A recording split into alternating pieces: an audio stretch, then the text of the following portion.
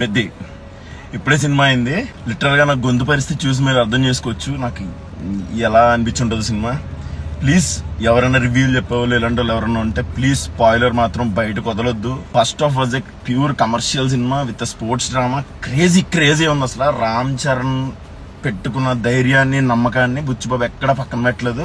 It was crazy. And second half లో last 50 minutes man he's a son of a megastar అని చెప్పి prove చేస్తాడు. Literal గా mind blowing అనమాట. మాటలు కూడా రావట్లేదు యాక్చువల్ గా నాకు. నేను ఆ 50 minutes లిటరల్ గా ఏడుస్తూనే ఉన్నాను.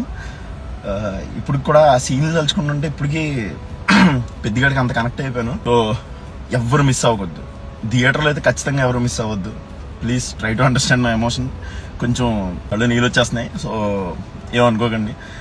సో బుచ్చిబాబు సానా was your best work till date. And Chiranjeevi గారిని మించిపోయాడు అమ్మా, దాటేసామన్నా రామ్ చరణ్ అన్న. Thank you so much. జై పెద్ది, జై హింద్.